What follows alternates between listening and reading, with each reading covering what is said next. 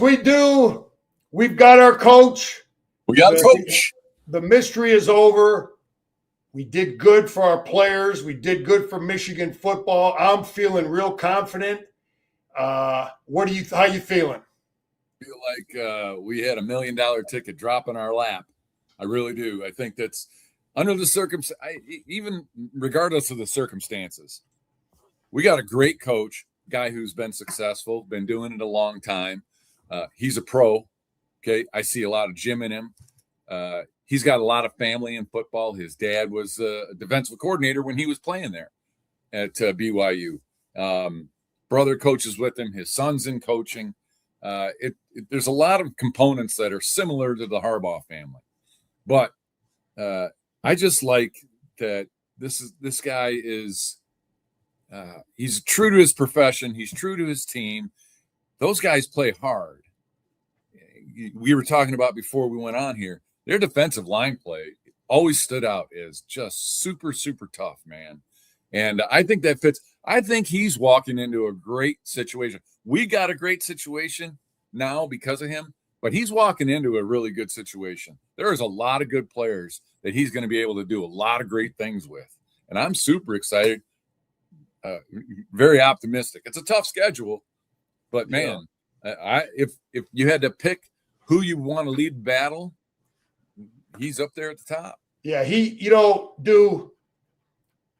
stands up in front of that team. I did that as a young high school coach, and you know what? He knows exactly what to say.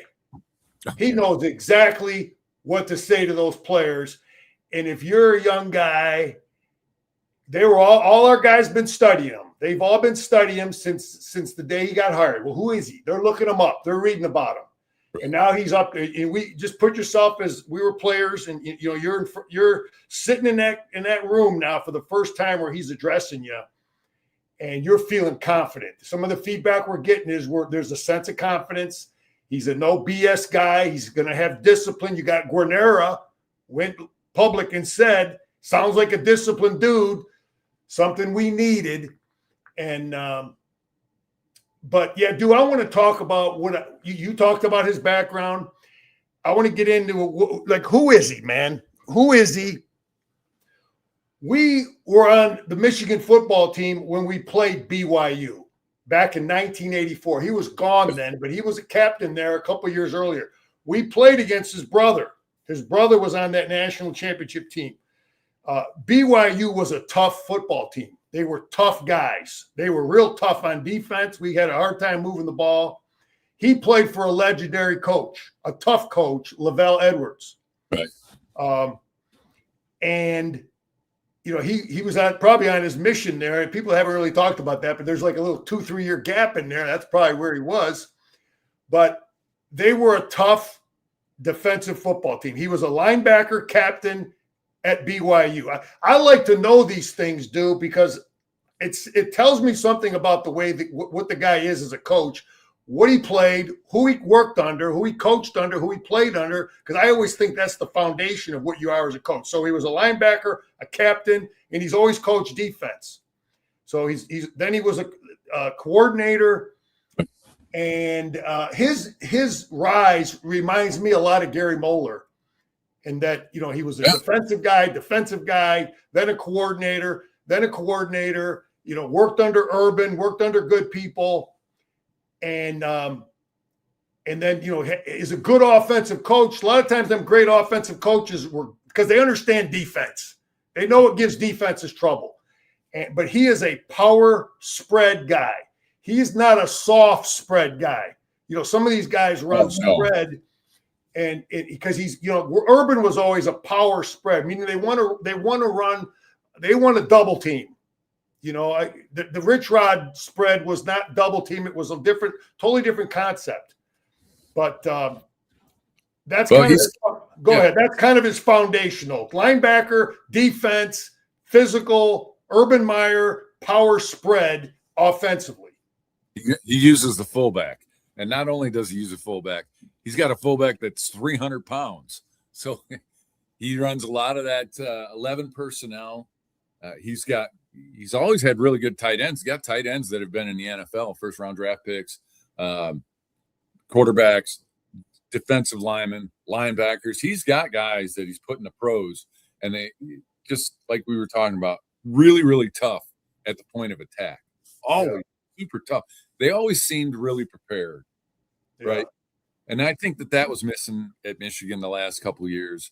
Just didn't look really prepared in all of those games. I mean, that goes without saying. Now we know why. Yeah. But that's why I think this is such a great hire, is because this is going to be single focused. The team, right? This is all about the team and getting these guys all on the same page and playing their butts off. And I'm looking forward to seeing that. And I think, and I said the same thing when Jim took over. One thing you're not going to see anymore is repetitive mistakes. A kid might make a mistake early on, but I'll bet you won't see that mistake happen much more after that. Yeah. We saw mistakes that happened too many times, especially last year or this past season. So he's a pro, man. This guy's job, and he's taken it very seriously. And he's stuck with one school, and he's been there for a long time. And he has, I don't know how many, 8-10 win seasons, including an undefeated season in 2008, which that season started with a victory over Michigan in Rich Rod's first game. Yeah. And as a matter of fact, Witt is 3-0 against Michigan. He beat Rich Rod, Hoke, and Harbaugh. Yeah. Do a real quick then. He's a multi-formation guy. Yeah. He's going to shift. He's going to wildcat. And what does that tell you? He understands what gives defenses trouble. Okay. I'm going to give a general observation. I think if you're going to play for this guy on both sides of the ball, we do a lot. He does a lot of stuff. So you got to be smart. We're going to do a lot of shifting. So I've got multi-formation. I've got wildcat, multiple personnel groups, shifting tackles. We're going to be under center. There is some two tight ends. They had a jumbo package. I saw that. Yeah. So there's all that stuff that's in there. All those things help your defense because they see it. Okay. It all helps you because you see it. I'm going to kind of just go do on some, I got some notes here. Sean McGee is real crucial now because he has to make, Kyle has to make, this staff has to make some real quick decisions about kid. But again, if you got Alford, we understand Alford's already aboard. So, he's going to have to take the input from Alford, McGee, looking at him at practice. They're going to watch him in the game, and then they're going to get a number for these guys. They're going to get a financial number for everybody on that football team. Would you agree that's how they're going to? He has to do it. Yeah, that's the way it is these days. It's foreign to me because this is so new and so so far away from what we were like back in college. But yeah, it's the new era, and they 100% have to look at the value each guy. And then you're going to negotiate too, which just again blows my mind. But that's today's game.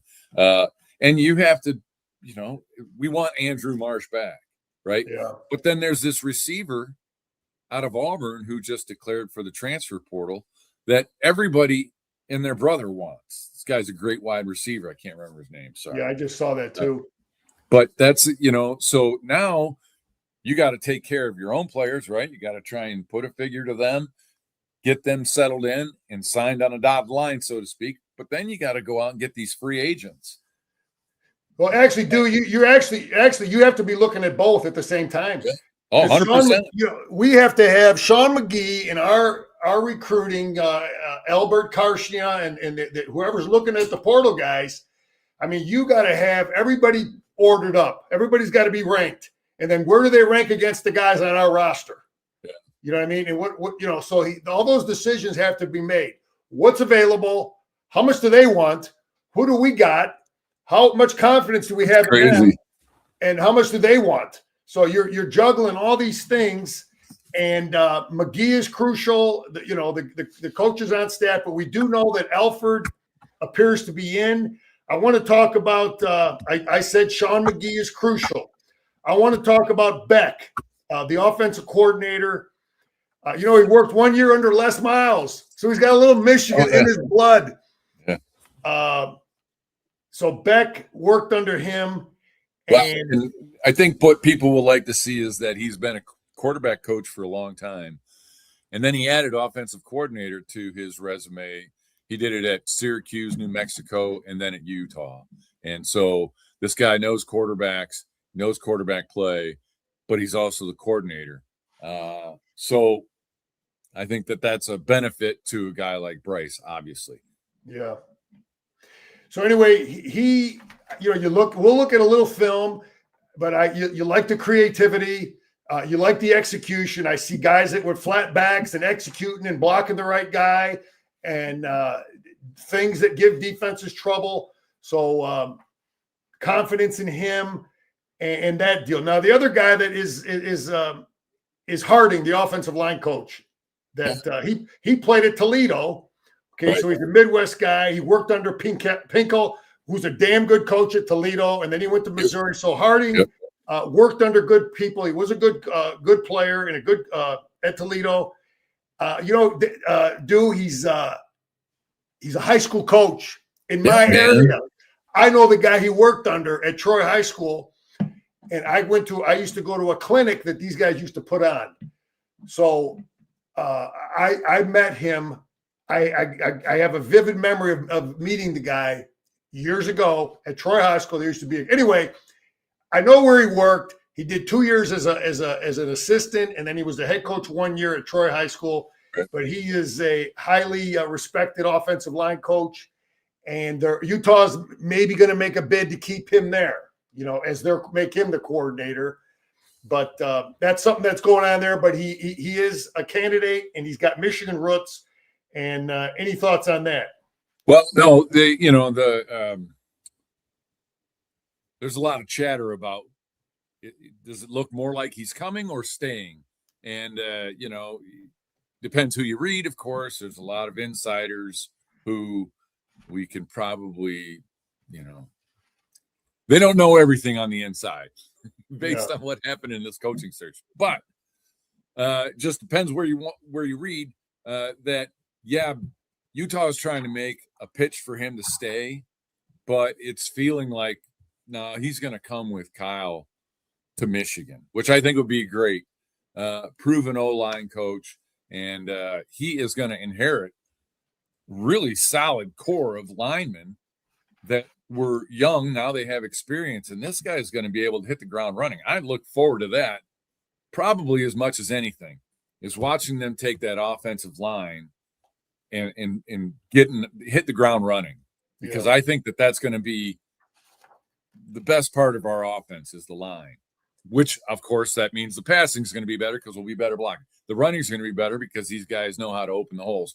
They've done it. They did a really good job this year, which, talking about coaches, now you want to know what is happening with Grant Newsome.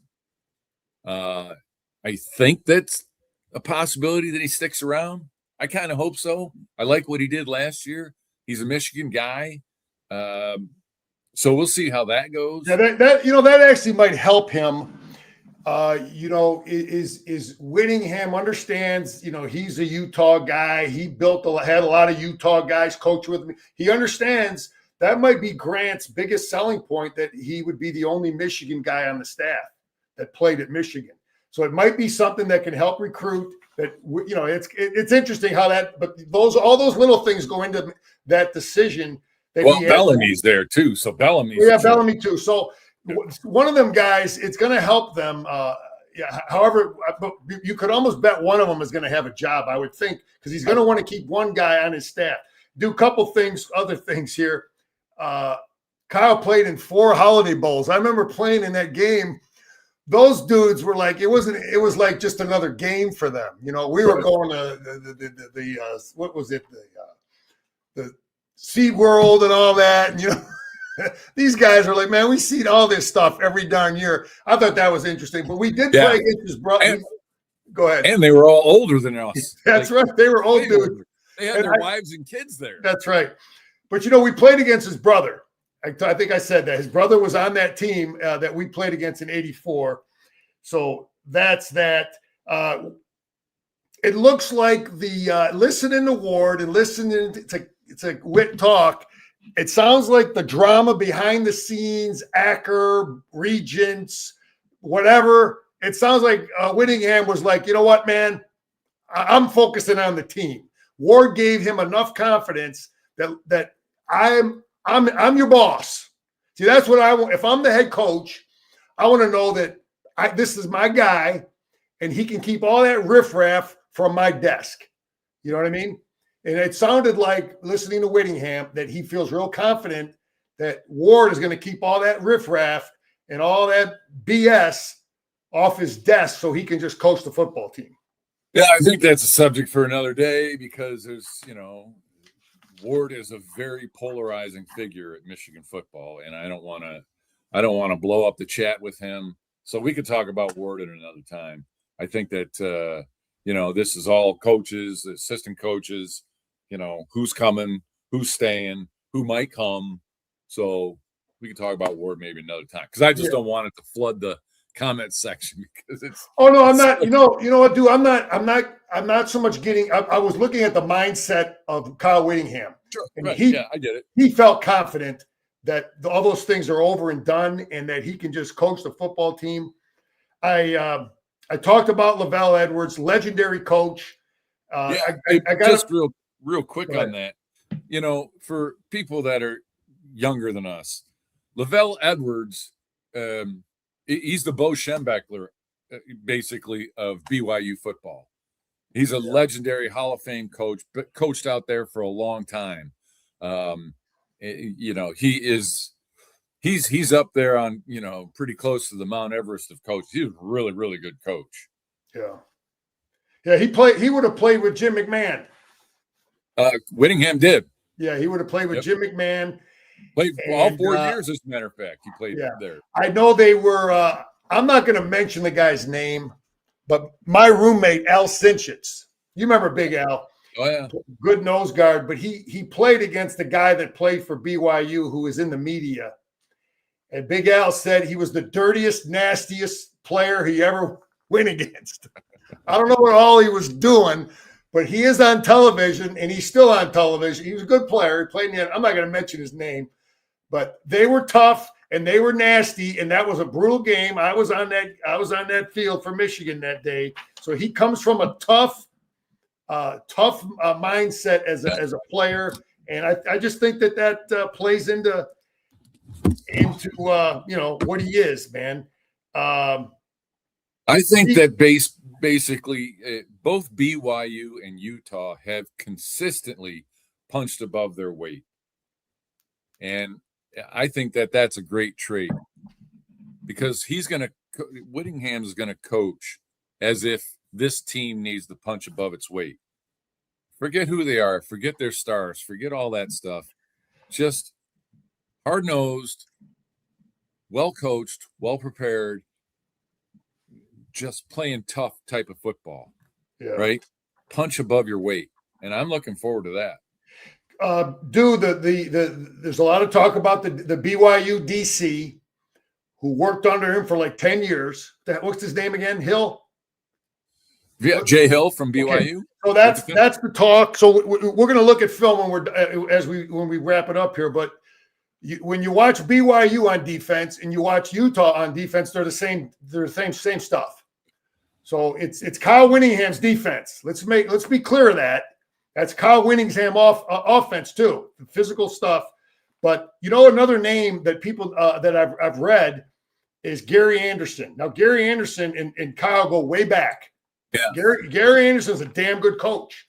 He built Utah State into a winner. He went into Wisconsin, and I think he beat Barry Alvarez. I don't know who it was, but Barry Alvarez then hired him at Wisconsin. You remember that dude? Yep. Yeah. But Gary, but he didn't last long. Well, he didn't want to run the 2 tight end stuff. That he wanted to change it, and Barry said, "We ain't having it." And anyway, this dude they're really good buddies. They go way back. He's been an analyst with Utah. Don't be surprised if he could actually be our defensive coordinator. There's a possibility of that. I saw it in one other chat line deal. I mean, everybody's on and it wouldn't be terrible, but he is an analyst now.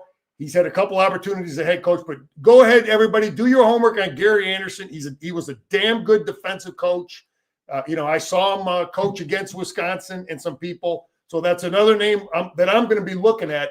And if I hear his name mentioned with a big M hat on, I'm not disappointed, dude. That's it. No, go ahead. I like this. I like this Jay Hill. He's coached under Whittingham at Utah for a long time, but then he went on to be the head coach at Weber State, and he was really successful. He had 4 first-place finishes, and I don't know, it was probably 8 or 9 years that he was coach there, and had pretty dang good success. But then he comes back and now he's defensive coordinator at BYU, and again, a team that always punches above its weight. We're going to watch some of the film between BYU and Utah, and I love the way the DBs play. They know how to keep contained, and they know how to close. They're just everything about them. Remind me of Iowa. Iowa's defenses are always really well coached, and that's kind of the sense that I got from both BYU and Utah watching that game. And man, that would be a refreshing change from what we saw last year. Yeah. That's not a slam on Wink. It just didn't feel like everybody was on the same page all the time. And I think that's a welcome change coming up. He every time I've seen them play, he just does a damn good job up front. Great teacher of technique with the D line. They've had a lot of Samoan recruiting. A lot of there's some of that Mormon angle there, though, right? The latter day with sure. People say, well, he'll be able to. I don't know that is always going to correlate. People said some guys were saying, oh, he's going to be able to recruit those guys to Ann Arbor. I don't know that always correlates.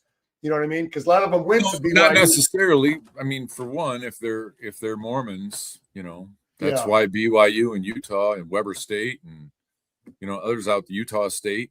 That's why they're popular with that group of people, is because it's part of their church. That's right. We've had a couple of guys. Brian Monet was here in Jim's first couple of years. As a matter of fact, when Jim took over in Ann Arbor and they kind of went through their entire roster and rated everybody, their number 1 rated player was Brian Monet when Jim's first year.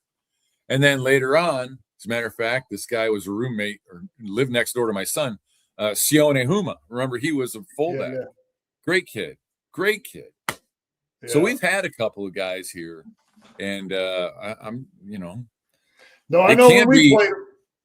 Can't be any colder here than it is in Salt Lake City in the wintertime. Yeah, they had some time. I never forget Robert Anai. He played a long time in the NFL. He's still coaching college football. He worked with the Rob. He's a good offensive line coach. What else is going on then? I said this a couple weeks ago to maybe you and Denny. People worried about, the portal and he won't, he's got to turn. Let me I said it then, and I believe it more now than ever. I said, when you hire the right guy, don't worry about these kids that got in the portal last week. The right guy will sit down with them, and if the money's right, if the money's equal, and the kid wants to be, and he's up. Let's just say the money's equal, and he's up for grabs.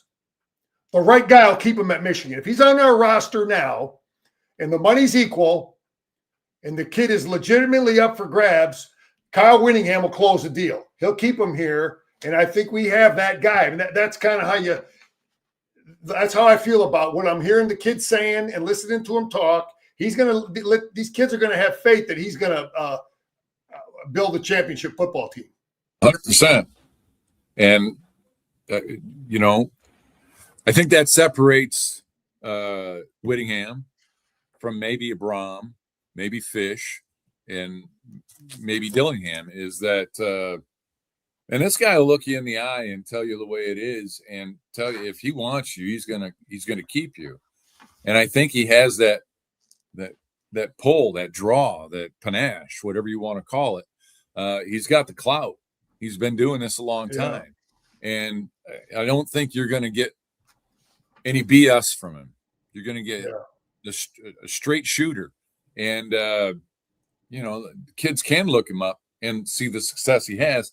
And I mean, it's easy for me to say, I'm not getting 100 texts or DMs offering me money to go play someplace else. But like you said, if the money's equal and this guy's your head coach, yeah, man, I think we have a better shot than any to keep a guy, especially a guy like Andrew Marsh. Yeah, that's right. Yeah, that's kind of the old school recruiting. It's like, hey, all I can give you is a scholarship. Well, if the money's equal, can our guy beat Ryan Day? Can he beat Lanning? Can he beat Signetti? Can he beat Fitz trying to build it over there? And you hope that our guy can do that.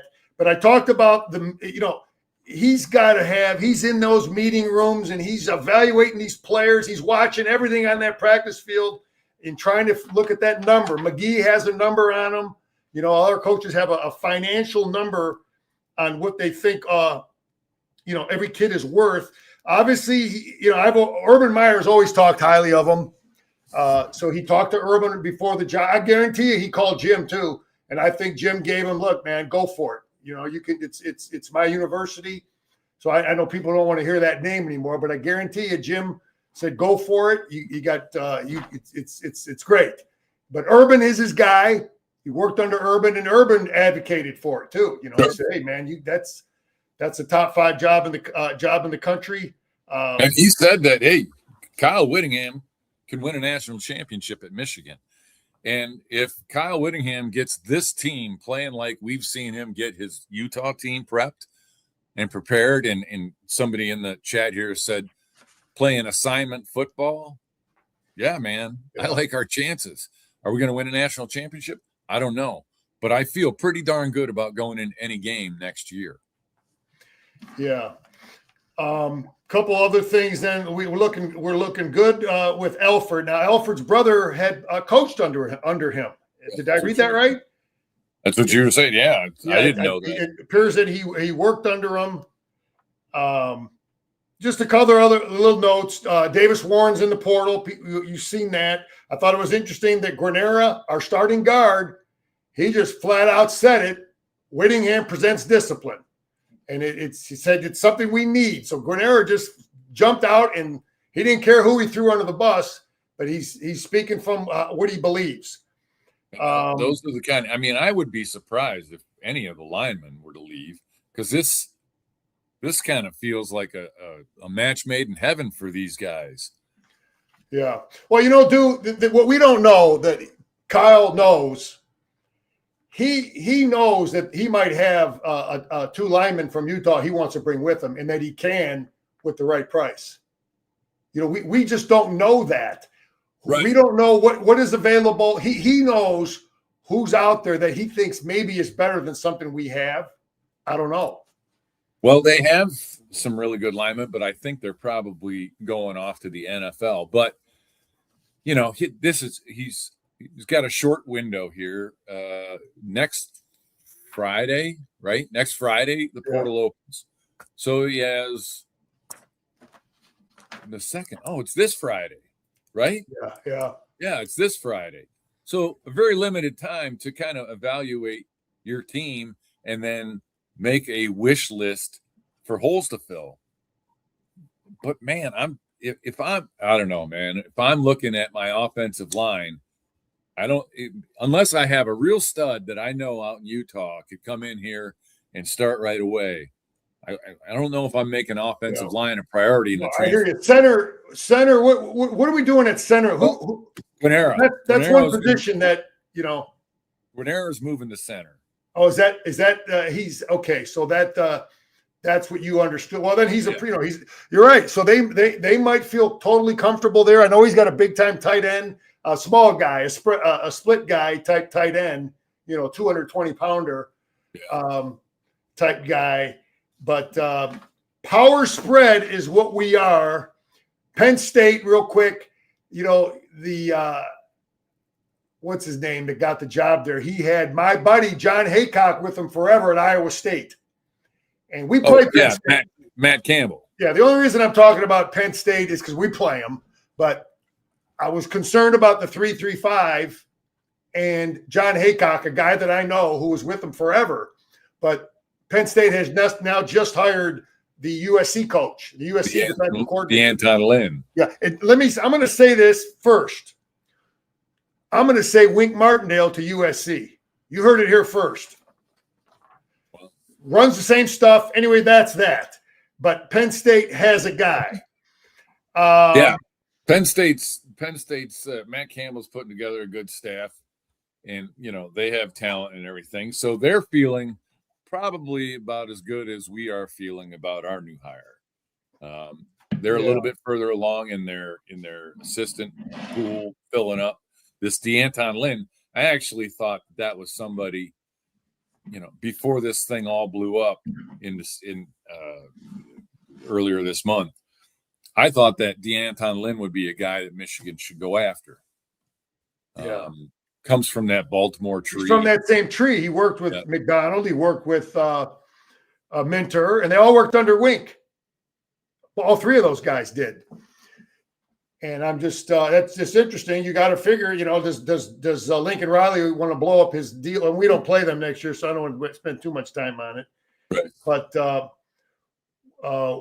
we are preparing for physical spread and do what else on him. So I guess just in general, we know who he is.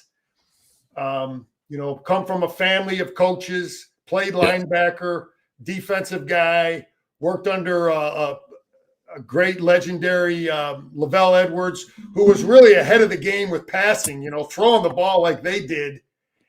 They threw it a hell of a lot more than a good part of the country did. That game that in 1984, the team we played BYU in the Holiday Bowl, they won a national championship after they beat us. But Ty Detmer won the Heisman Trophy that year. Yeah, they were throwing the ball all over. They wanted because Robbie Bosco was the quarterback when we played. Ty Detmer was a couple years later. Trust me on that one because I did sack him one time. Oh, you're right. It was Bosco. Man. Yeah, Robbie Bosco. He was limping around. We thought he was faking it. Yeah. You could see that game on TV, YouTube. But anyway, I like his background. Everything about the guy's background as a player says toughness. Okay, and he wasn't no damn quarterback, but it says toughness on the way his football team plays. Intelligence, building this staff. You know how many times he's hired coaches. He knows exactly what he wants. Yeah, he knows exactly what the hell he wants. He's going to be interviewing guys and building a smart staff, a diverse staff. Let me just say this too, which I think is vastly overrated, if a non-factor. He touched on it briefly. He's worked in Utah his whole life, and he has a lot of ties on the West Coast. And he's going to be now in Ann Arbor. But hell, look at our roster, dude. You know what I mean? We've got guys from all over. It's getting less and less. Michigan, Ohio, and Chicago, like it was in the 80s, for sure. 90s. It's. But he did say that he's going to make Michigan a priority, and they're this year the top recruits from the state of Michigan, they're going to a lot of places. I know it ain't Michigan. Free Notre Dame, right? Well, you got the kid from Harper Woods over there. He's supposed to be a freak. He's right down the street from me. Unbelievable, and I haven't heard one thing about that. I saw the kid over at Catholic Central play. He's the wide receiver for CC. He was committed to Michigan State, and then Bama came in with an offer. And I watched the kid play, and I'm not kidding you. From the very first play, I'm like, who is this guy, and why isn't Michigan looking at him? Yeah. I hope that when Whittingham gets here that he looks at a guy like that, because I really liked, I can't remember his name, Sam? Oh, shoot.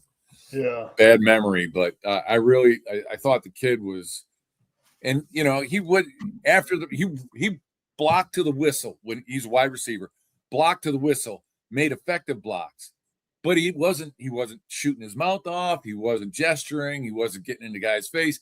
He got back to the huddle and then on to the next play. I really liked him. I really liked their defensive tackle for Brother Rice, who was committed to Wisconsin, and then within the last few weeks, changed his changed his commitment to Iowa. Yeah. So Samson Gash, thank you, Van Dam. I was going to say Sam Gash, but that Samson Gash, yeah, love that kid. Like the other kid too, that defensive tackle, and the wide receiver, of course. That'd be a great addition. We'll see how it goes. Yeah, Dew, I'm gonna present it like this. When I look at our hire of Kyle Whittingham, and a part of me is thinking like, okay, Bo had to compete against Woody. They're both good coaches. Sometimes the other guy gets you. So here's how I'm looking at it, because I was a coach and I knew there were some lamb chop, terrible coaches that I went against. Okay, but there was like 3 or 4 that were damn good. And I didn't get them every year, and they didn't get me every year. So I'm looking at our guy. Dan Lanning in Oregon is a damn good program. They got money, they got fans, they got everything going on. Ryan, I'll tell you what, Jim, I don't think Dan Lanning will ever win a national championship. Okay, let's just go. Let me just go through it. I get you. Ryan Day's got Ohio State history and money and tradition and 100,000, and he's proven himself decently. Signetti's proven himself, money, resources. But the way I look at our guy, could I stand up here and say, without a doubt, we have the best coach in the Big Ten? No, I can't say that. But I can't say that about any of them other guys either. What I can say with a lot of confidence is that our guy has the ability to outcoach all those guys. But it's going to be hard. Okay, it's not a given. It's not just because you put the damn wing helmet on. But we have a guy that I think we can feel comfortable with that gives us a chance to be Big Ten champions. That's how I honestly feel about that, which is pretty damn good, because there's good people. There's good people in our league. Right. And we just can't show up and believe that, we got the winged helmet, these people are going to lay down. That ain't going to happen. But our guy, Ward, you did a good job, man. You got a guy that our program can win with. We're going to have rock solid discipline. There's nothing he hasn't seen. There's no discipline problem he hasn't dealt with. There's no formation he hasn't figured out how to defend. He knows every defensive scheme he's going to see. He knows how to hire assistant coaches. He knows how to go in and close deals on recruits. He knows, how to he's going to know how to handle his money and pay the right guys. And all this other stuff, he's seen it. He's been through it all, man. So that's where I'm at in my confidence, is that our guy gives us a chance. He's every bit as good as anybody else. Yeah. And I'm just fired up about it, man. Oh, man, I 100% agree. And now you feel like you're going into every game you have a shot. Now, listen, he hasn't coached a single down at Michigan. But based on what I saw, and I was at all 3 of those, well, 2 of them. One was out in Utah, but I was at the other 2 games where Utah came into the Big House, and just the first time they just got by Rich Rod, and the second time was quite the debacle. He beat the hell out of they were so physically just launching dudes, man. He beat Brady so bad.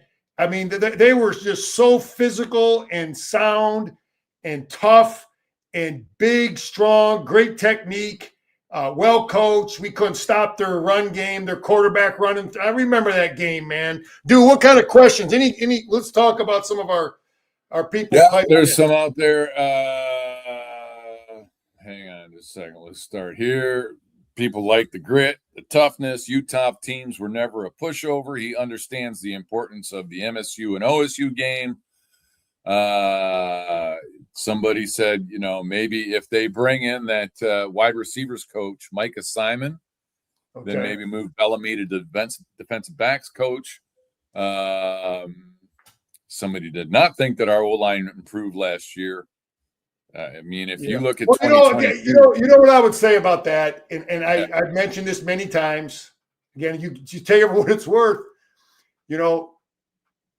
Jim thought that Grant was the next Vince Lombardi of offensive line coaches. Remember Jim saying he's going to be a head coach? He's great, blah, blah, blah. I mean, and you work under the right guy and you're good. You work under the wrong guy and you suck. Yeah, and the other thing, the other part of the other side of that coin is if you've got some really good offensive linemen who are seniors or fifth-year seniors, those guys make a coach look really good. You know Yeah. what I mean? Good Yeah. players also make good coaches or coaches look good. But Newsome, you have to give him credit. The offensive line, if you didn't see improvement in 2025 from 2024, then you're not watching the right tape because they played a ton better. Were they perfect? Nope. But let's remember how young they were and how many guys were starting for the first time. Yeah. But that team improved, and you have to give Grant Newsome some I watch Grant we've been to practice, and I watch Grant coach, and man, he's a detail, fired up. I would love to play for him, type dude. He's showing toughness. He shows love. He coaches the details. And again, you get the right head coach with the right coordinator and the right scheme to put the total defense in conflict, and all of a sudden your offensive line looks good again. So I don't know how it's going to play out with him, but I just wanted to respond to that question that, Yeah, and somebody just posted up that Harding is an upgraded OL coach. No doubt about it. Harding's been around a lot longer, has done this. And so, he would be an improvement. But then if he comes in as the O-line coach, you can move Newsome back to tight ends. He coached tight ends for a little bit. So I don't know. I'm a big Newsome fan, but maybe it's time for him to spread his wings. Maybe he needs to get some experience someplace else. I don't know. Yeah. But I'd like to have him back. Yeah. You wonder what's going to happen with some of these guys. Kerry Combs gets there for 2 weeks and 2 days and they're fired. But he might, because he's such a good recruiter and, he's a good special teams coach and they got to pay the guy, Yeah. I mean, he worked under Urban. He worked under Urban too. Well, yeah. And so with that connection between Whittingham and Meyer, I am sure that Urban is putting in a good word for Kerry Combs. Right. Yeah. Yeah, so that'll be, does Utah want Harding as the coordinator, though, if we bring Beck over? So that was the theory there. Any other questions there? No, just somebody must be a Buckeye fan in the chat or a Sparty. We'll just ignore that.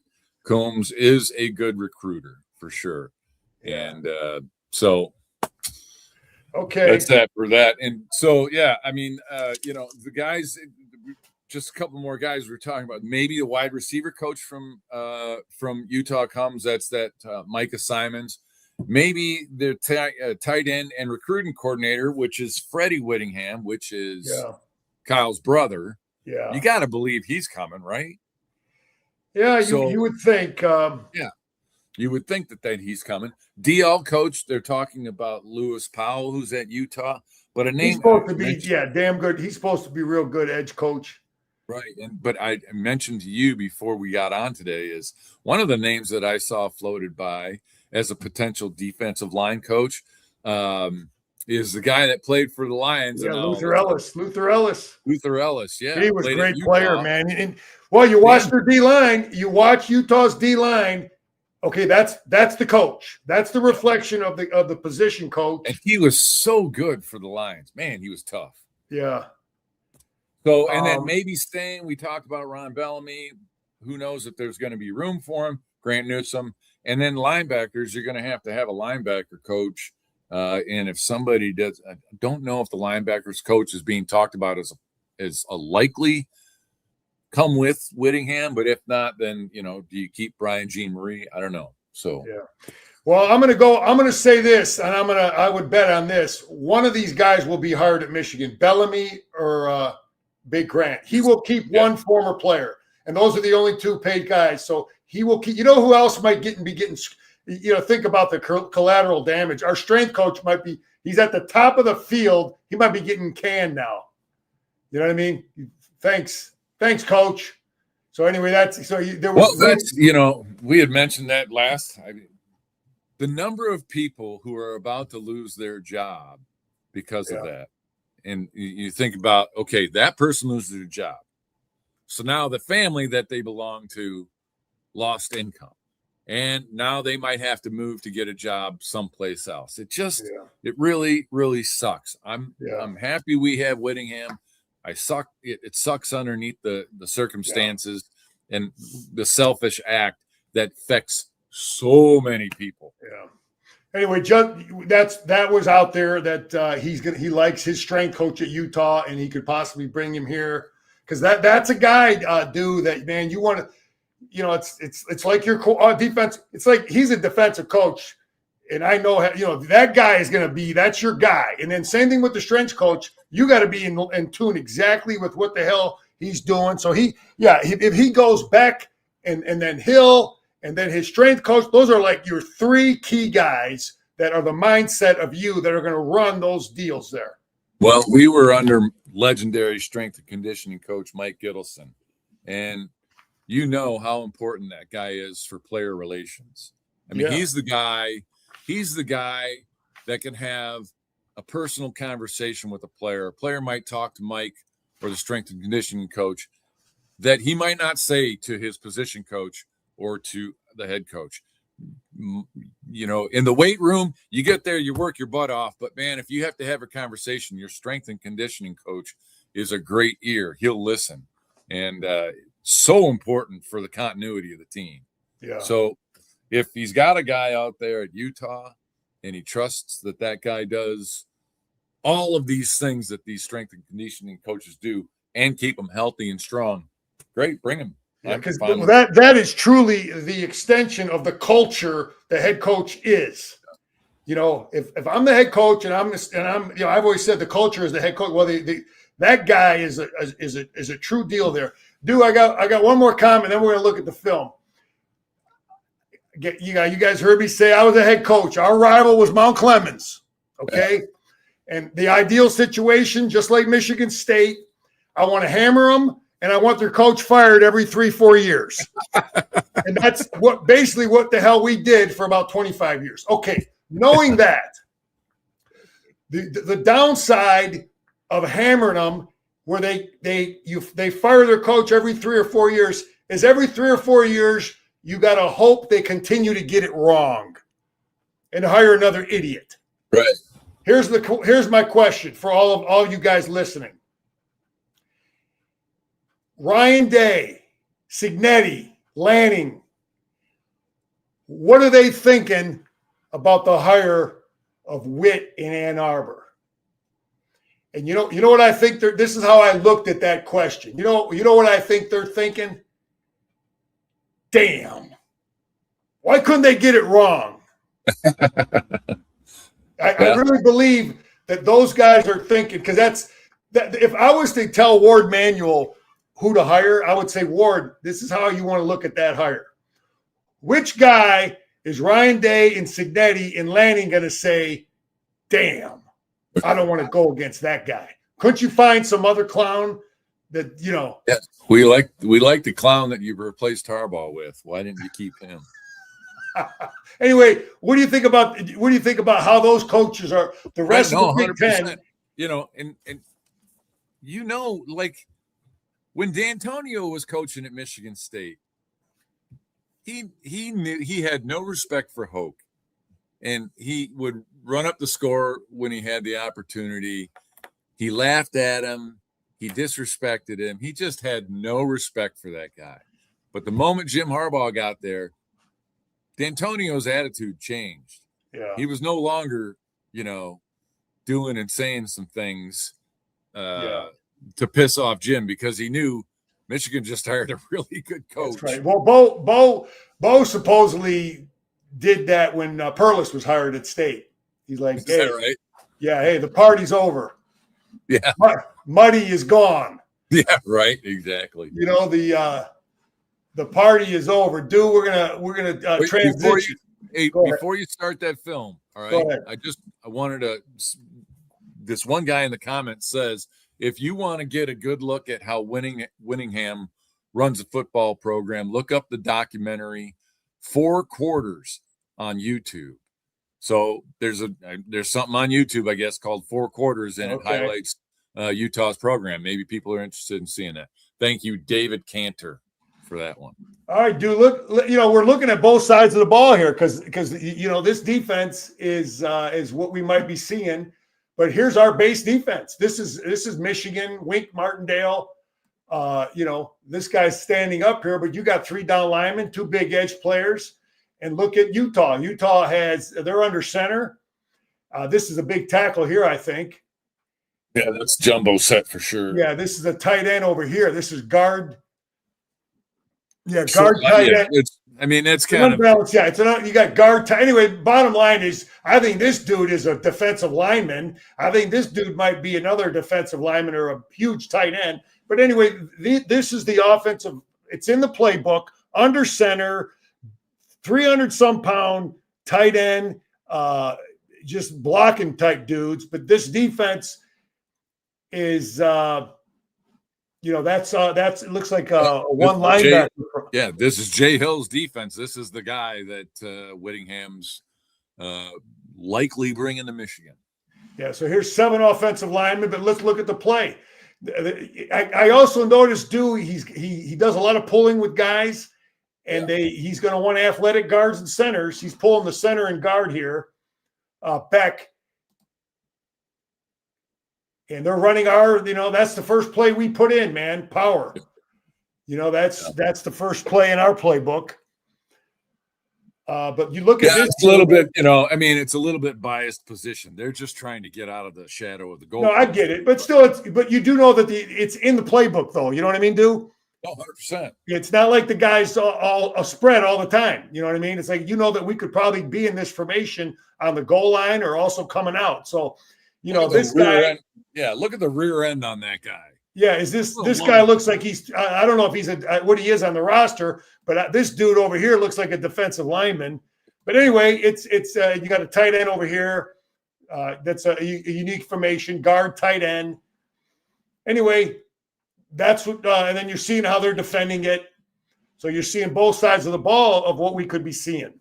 The running back's got to follow wall of friendly butts better. That's right. Yeah, here's another power scheme. This is we run this. Let's see how he's blocking this. Basically down G. Okay, but anyway, we're in our base defense here. So there's 2 edge players. This is exactly what we run in this situation. This is a head up nose guard, and you've got outside eye here so 3 technique here. Yeah, this is the 5-2 that a lot of people have. Yeah, but this is our defense. This is what we run. And he's running power. He's cracking with the motion guy. And who's he pulling there? Backside guard. He's pulling the backside guard. But you know what I like seeing though, dude? You know what I'm liking? I'm seeing execution. I see movement at the point of attack. You know what I mean? Look at the movement we get here. But this is a sign of coaching. You know what I mean? When you watch a team and you see movement, you see good execution, it's a sign of coaching. How's BYU? Let's see how BYU defends it. They're trying to wrong arm it and bounce it.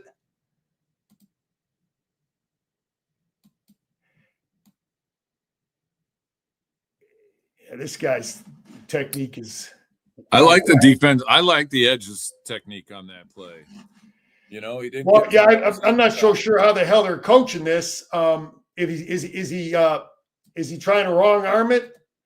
No, I mean, he's playing into keeping outside contained. He's got his head on the outside. Yeah, I guess you're right. Yeah, he doesn't make the play, but they get some bodies up there. But you're looking at the front. It's similar to what the hell we do. Here's this is what we're going to see a lot of. This is what we're going to see a lot of. This is Wildcat. This looks like a running back, right? Or no, that's the quarterback because he throws a nice pass here. That's the quarterback. But look at this. This is not good defensively. No, this is a blown assignment, clear. Yeah, this is a blown assignment. They're confused. So maybe they got him. Look at, they're all looking at the sideline. So Kyle knows what the hell they're doing. They got him confused. That was 3rd down too, by the way. Yeah, so they are definitely a confused defense. They're looking around. They're screwed up, and they don't cover this guy. And yeah, they are jacked up. This is not a good look for our potential defensive coordinator. And the quarterback sees it. They smart enough. They're coached up to adjust and adjust the play, audibilize the play.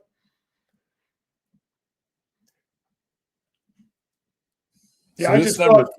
Yeah, do anyway. Just quickly, I just thought this is not good. I don't want to see this from my defensive coach. I don't want to see all these guys looking around.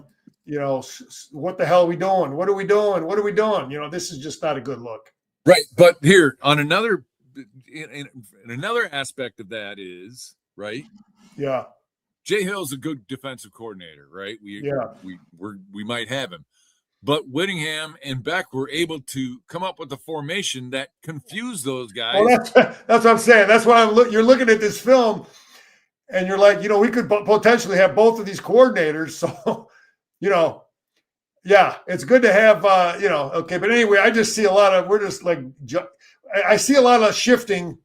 We don't do a ton of that. I saw a lot of shifting from Utah, late shift type stuff defensively. So anyway, here's that same formation. This is an unbalanced look.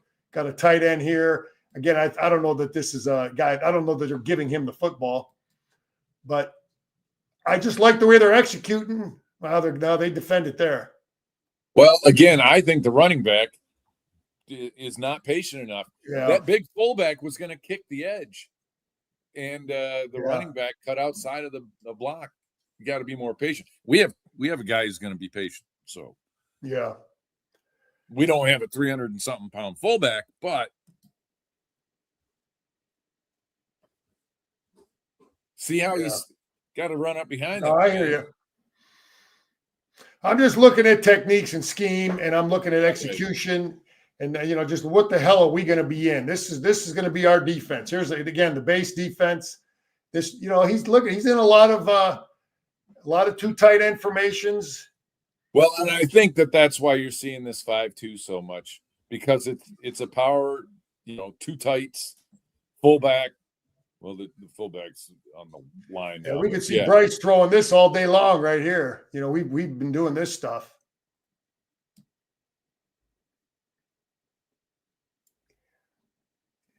That's easy stuff. Let's move on here, but. So you got a 3 technique, a head up, and it looks like a 4 technique inside the tackle here. 4 out, yeah. Yeah. And then 2 edge players playing outside. They're running a stunt here, and they don't really get contained. I don't know, but watch that linebacker, man. He gets shot out of there like a bat out of hell. Yeah, they're running a little stunt here.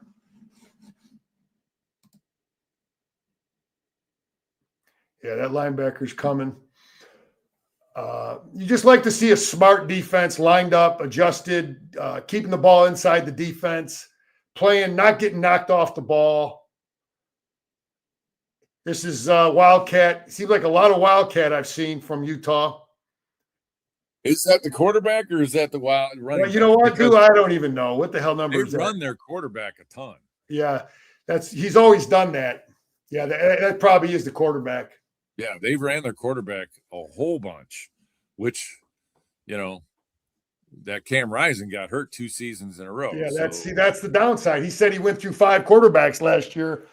That's I get it. It's hard to defend, but we've talked about it 1,000 times. You go through quarterbacks. Yeah, you do. What's he running here? He's running. He's got man coverage there. Yeah, and quarterback power. He's pulling the backside guard. Any comments that these guys want to talk about with the? I had this thing expanded. Let me get back. I don't like this adjustment. This adjustment doesn't make sense at all to me. We'll see again. I see guys. See, they must have. Again, this is probably smart coaching, man. They're showing them things they probably haven't seen. So if you look at BYU on defense right now, this is not what you want from your defense because they're looking. They're not sure. He's not sure. These guys aren't sure. Let's see them. Where are we going? What are we doing? How are we lined up? What are we doing? And they got nothing here. They got nothing. And I just think that has something to do with the offensive That's right. coordinator That's what I throwing mean. some stuff at them that they weren't prepared for. Yeah, this is what you like about Beck and Whittingham is the good defensive coaches understand what give guys problems, and they probably haven't seen this, and but they got nothing over there on that side of he could run it, he could throw it, whatever. But I don't like how that side was not flanked up. So you're asking about the comments here. Let's see. Somebody we were talking about. They hope that D Original says, "I hope Witt snags the cornerback from BYU. The kid's beast." Did he say quarterback or corner? Corner, CB, cornerback. Okay.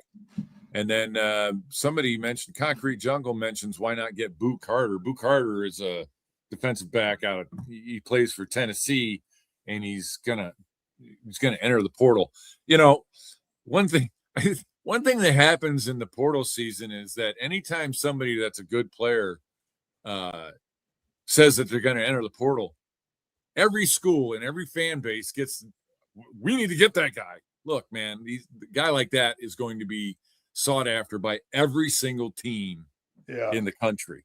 What's the chances that Michigan gets a kid out of Tennessee that's going to be a highly sought after transfer portal? I don't know, man. I'm a little skeptical. Let's put it that way. Anyway, I really like this offensively. This is headaches. This is problems. Okay, you're lined up. They could run the football here. You line up your defense accordingly, and then guess what? Bunch of BS, man. They bring both tight ends over. They give you trips on this. They give you quad. They give you quad over here. Yeah, look at how many more gaps they have to cover. Yeah. So anyway, this is good, problematic, offensive. Give the defense headache type thinking. This is what I want. This is great stuff. We've seen that formation. Michigan's run something similar to that. Now we're jet motioning to the 4-guy side. They just totally get them out. This got nothing to do with talent. This has nothing to do with defensive talent. This has everything to do with shifting and getting people misaligned. That's all this is. Just creating more gaps that they did not have. They're lined up. They're lined up here.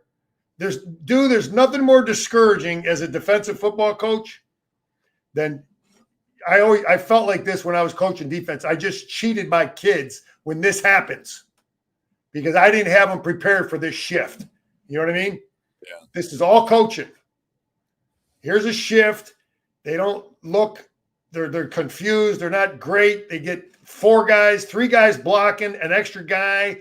They got it blocked up. This guy comes underneath the defense. This is not good by this corner. He should be keeping outside leverage here. This is not good. Where are you going? There ain't nothing in there but a butt chewing. Yeah. That's not good. But that's good stuff offensively. And they've been in a lot of they've been in a lot of base defense this drive. I saw them. I just think you're right. It's why it's who they're playing. Right. Yeah, that's the formations that they're getting. Yeah. Because I looked at some other games where they were in a lot of their nickel package was more 3 down linemen. Like Wink's nickel package was. Let's see here. What's he got here? What's it down in this? You can't see that. I don't see it. Okay. Anyway, what do we got here? We got 3 down. See, he likes a lot of this. Maybe somewhat of a 3-3-5. He's got a backer here. It's first and 10. Yeah, he'll bring one of the. Anyway, what Wink did was have an up guy here and an up guy here in their nickel package. You know what I mean? Right. We would play. We play 2 down linemen and 2 edge defenders. Yeah. Here he's only rushing 3, so we didn't see a ton of rushing 3 from Wink, but BYU is running it.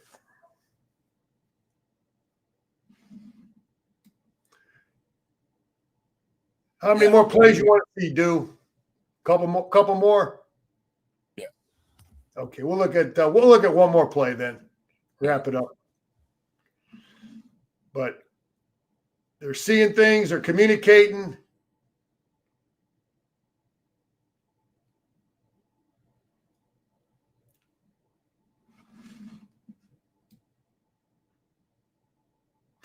I don't know where they got that quarterback from. All right, let's see here. What is this? This is empty. How's coach lining up? And see, this is the stuff. This is there's their nickel package. 3 down linemen. There's up stance. I guess the reason it matters is could this guy be with Wink's scheme? Both these guys were potential droppers. Right, dude? Well, you mean the edge guys? Yeah, the edge guys. In Wink's scheme, both guys were potential droppers. Potential, yes. Yeah. In his scheme, it looks like only this guy is a potential dropper. I think these 3 guys are more. This is more. So this is a 3-3-5 because it's must be a passing down or the formation or whatever. But they're in the 3-3-5 there. Yeah, a lot of pulling. He wants athletic linemen, and they execute this play pretty good. Those linemen are pretty dang agile. Yeah. Anyway, that's enough. That's a great film to look at. Get an idea what the hell we might. I mean, I recommend fans if you want to see a little bit of what you're going to see next year, watch that BYU Utah game, and you really only have to focus on when BYU has the football. When Utah has the football and BYU's on defense. That's what's pertinent to us. Yeah. And so it's. But I would also look at Utah's defense too. You don't know if we're going to get them, but yeah, but what you'll see, because I looked at both. You watch BYU's defense, you watch Utah's defense, and they're damn clones of each other. From what I saw, the initial, and which makes sense. Those guys are all they've all been on the other side and worked for this guy and worked for that guy. It's funny how it'd be like coaches going back and forth and players going back and forth and coming back to coach for the other team between Michigan and Michigan State. It's kind of that kind of anyway. It sucks that we're not talking enough about Texas, but I think we believe there's only a couple guys opting out. The guys you expected to opt out. We have a complete team. The team will be playing for each other. They'll be playing to audition one more time for the new coach. And if it's not the new coach, maybe so they're playing for a lot of reasons. I mean, just keeping it real. It's what it is. And well, they're talking. Wink's talking a lot. Not Wink. Biff. Sorry, Biff's talking a lot. He did talk about how this game plan. Everybody's enthused about this game plan. The players are excited to show some stuff that they weren't able to show earlier in the year for whatever reasons. But now they're gonna, let it all hang out. So, all right, I'm down with that. I didn't know that. So I listen. Bowl games are getting a bad rap these days because a lot of players are not playing in the game. It's just an exhibition game. Well, I can tell you from a player's perspective, if you get a chance to play in a football game, you don't mail it in, right? Yeah. You go at it. This is, like you said, your future head coach is probably on the sidelines over there. Yeah. So if you want an opportunity to impress him, this bowl game's it. So I didn't expect, when Biff was talking about he didn't know what our roster was going to look like after the Christmas break because 25 guys might not come back or some BS. Turns out that wasn't true. Yeah, that could be Hayden Fry. Hayden Fry was the master of psychology.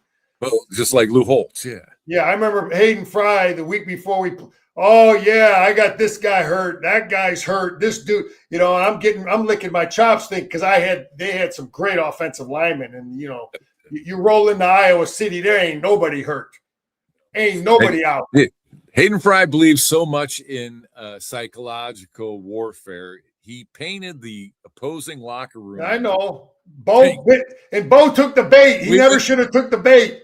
He had the GAs put white paper on the damn. Who gives a damn, coach? It's irrelevant, man. Yeah. He made an issue of it. That's the one thing I would tell Coach. Hey, man, don't worry about it. Forget it. Pink Forget don't mean crap. Anyway, dude, our guy can go head to head with Signetti. Our guy can go head to head with these guys, and with the great Michigan support, we can win a Big Ten championship. We can win a national championship, and everybody should be confident and fired up. That's how I feel. And if I was a player, I'd feel damn good sitting in that locker room. If I'm a young guy coming back and they like me and they want me. So that's my final comment. It's go blue, 3:30 down there in Florida. And I'm all good. Go blue. Do your final comment. Yeah, man, go blue. I'm excited as hell for this future here. And I look forward to spring ball. We'll get a chance to go up there to practice. Hopefully let the old guys come in and watch for a bit. And apparently he doesn't like having media around. He's got his own little submarine too. So you're going to have to get to work and get us a key to the submarine hatch. Yeah, just let the old washed up has-beens like us creep around. Yeah, we ain't going to give any. That's all I care about. Away any trade secrets. Yeah, but you got trusted Wolverines you got to work with, man.